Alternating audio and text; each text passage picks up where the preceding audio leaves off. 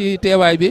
kon niñ leen ko waxee woon léegi dana am ñoo xam ne danañ jottilawaat ay kaddu maa ngi sama wet sëriñ Cheikh Samb mi ngi sama wet sëñ Cheikhouna Ndiaye sëñ Ablaye Diop sëñ Diouk sëñ Assane Mboup ñoom ñëpp ñi nga xam ne ñoo yoroon liggéey bi ngir rek ñu jottale ay kaddu ginnaaw bu ñu àndee ñaar fukki fan ak juróom-ñeent yàlla mën na dogal tey bu weer wi feeñee mooy doon bis bi mujj kon ñu jox sëñ Ablaye am na kaddu yu mu ciy jotti moom mi nga xam ne mooy jëwriñu kuréel yi ngir mu jottali ñi nga xam ne ñëpp ñoo doon suivre lii incha allah. asalaamaaleykum wa rahmatullah ñu ngi ziare mboolem jullit yëpp di ziare murid saadix yëpp nag di jël si ziar bi Cheikh Ahmadou Mountakha di ko ñaan suñu borom yàggal ko fi tam ànd ak wér ba naal yim naal boo ko fas yéene ko liggéey sëriñ bi mu àggale ko sëñ Mansour di santaat bu baax sëñ Tuubaa ci jagle gi ñu jagleel liggéey bu sell bi ñu ànd ak ko Cheikh Ahmadou Mountakha ak njabootu sëñ Tuubaa gi yëpp loolu nag muy tawfeex goo xam ne yoonu murid yëpp lañ ko defal ndax Hizbut Tarqiyyah day ab benn wàll si yoonu murid benn waar kon loolu nag def ñu ko defal nag dañ ko see defal ngir fasaale mbokki jullit yëpp ak mbokki taalib yëpp kon nag yaa nga xam ne képp ku fi nekk rek ak ku fi nekku rek nga xam ne fasaale nañ la si loolu nag di sant indiwaat kàddu cant di ko jaarale si njaboot Sëñ Tuubaa gi nga xam ne ñooy ay rakkam ànd ko Cheikh Ahmadou Mountakha nga xam ne lu tàmbalee si benn fan bi ba ñaar fukki fan ak juróom-ñeent yëpp ñu ngi koy ànd ak ñun kon loolu mu ci tuddee seen Sëñ Bass Abdou Khadre mu joru kàddu sëriñ bi yaakaar na dana yóbbaale ñëpp kon loolu nag boole ko mboolem seex yi ak Baay Faal yi ak taalib bi yëpp rek ànd ko di kii dundal kenn ko sëriñ bi bëggee kon loolu nag kàddu yooyu lañ bëggoon andi di sant mboolem mbokk taalib yi nga xam ne bis bu ne dañuy bàyyi seen yitte di fi ñëw di koy def di koy ànd ak ñun ba waxtu wi mat ak képp koo xam ne nekk na si biir réew mi ak bitim réew di koy teewlu saa su ne day mel ne la sëriñ bi waxoon rek mi ngi mel ne jàng xasida mi ngi mel ne xasida yi mi ngi mel ne ñanaaw ak laaf yi ak dunq ya kon dara mënu see dem bàyyi sa morom kon nag ñi santaat bu baax di sant jullit yëpp di sant kuréel yi nga xam ne teew nañ fi représenté mboolem kuréel Hizbut Tarqiyyah yi mooy ñu xam ne ñu nekkoon si biir salle bi ak ñu nekkoon si gàttandu bi ak gunge bi nga xam ne taxawaay bi benn taxawaay la benn liggéey Sëñ Tuubaa la ñu ànd ko di ko def kon nag fii la ñu wàcc suñu kàddu Sëñ Mansour di santaat yàlla bu baax a baax a baax te ñaanal Cheikh Mountakha mu yàgg fi te ànd ak wér ñu yàgg koo def yàgg ko ànd ak moom. jërëjëf sëñ Ablaye kon may fàttali ne ñi mu dendal ñëpp mooy ñi mu àndaloon a liggéey bi mooy sëñ Cheikh Ndiok ñi nga xam ne ak sëñ Cheikhouna Ndiaye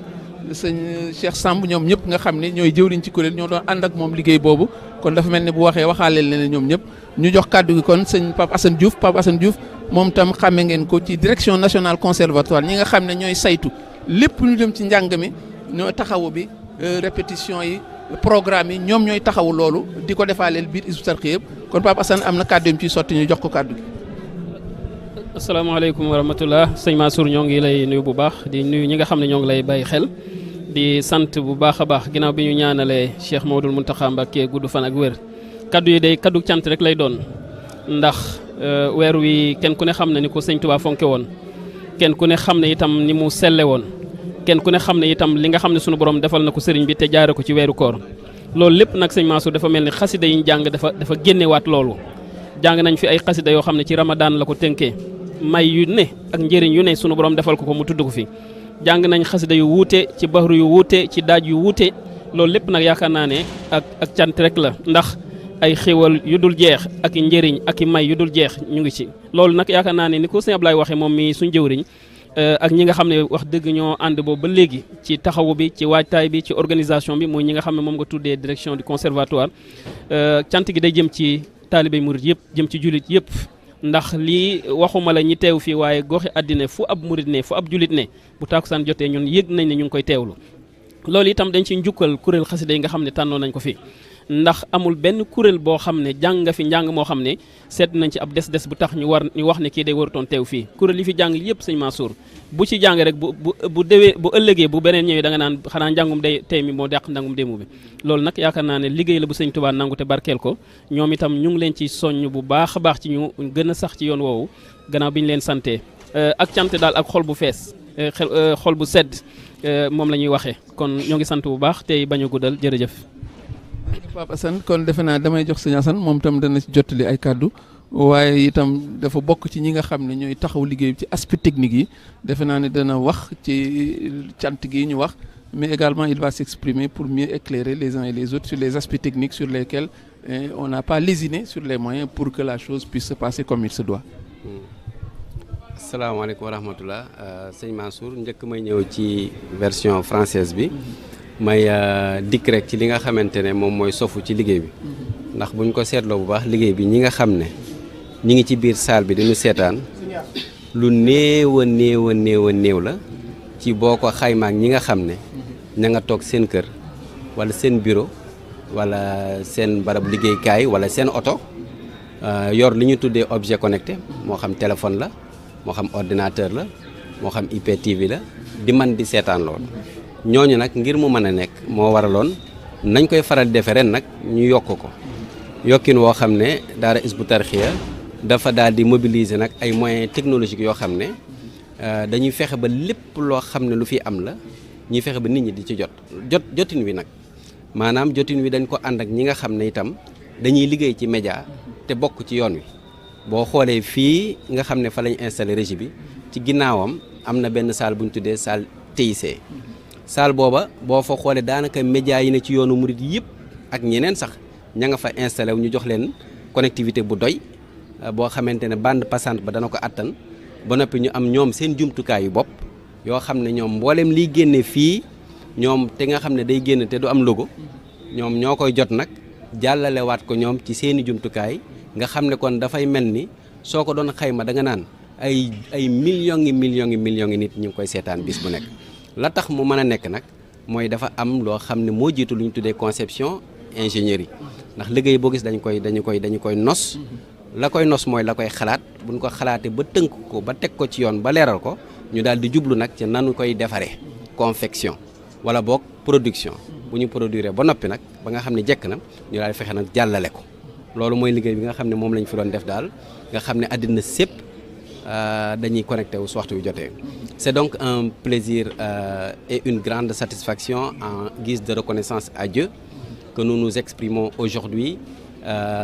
juste après la déclamation des Khasaïd qui avait été présidée de façon solennelle et spirituelle par le Khalife général des Mourides, Cheikh Mouhamadoul Mountakha Mbacké. Alors aujourd'hui, ce qui s'est passé au niveau de la commission technologique TIC, c'est qu'en fait, nous nous sommes rendus compte que si on fait une approche comparative entre les gens qui suivent l'événement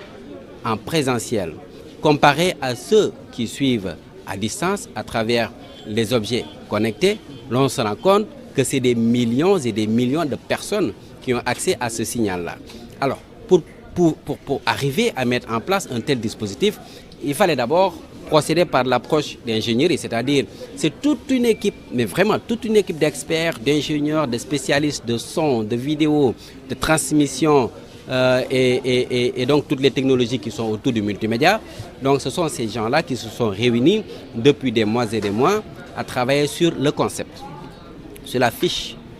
de conception, sur la feuille de route et qui a permis de produire un document sur lequel les acteurs se basent pour arriver à passer en mode production. À partir de la production, eh bien, on passe à la diffusion. Maintenant, ce qui a amplifié de manière graduelle la diffusion, c'est que simplement, en dehors des gens que vous voyez ici autour de la salle ou en tout cas dans les alentours, sachez qu'il y a d'autres équipes qui sont bénévoles, qui sont des chefs d'antenne, qui sont des propriétaires de chaînes de télévision dans la voie mouride, islam de manière générale, et d'autres chaînes de télé. Et nous, on produit un signal neutre qu'on leur donne. Et eux, ils vont par effet d'amplification, en recevant donc ce lien-là technologique qui leur permet justement de pouvoir diffuser eux aussi sur leurs différents supports. Et c'est la raison pour laquelle, comme vous l'avez sûrement constaté, partout à travers le monde, les gens dans leurs véhicules, chez eux, dans leurs bureaux, dans les marchés, partout où ils se trouvent, dès l'instant qu'ils ont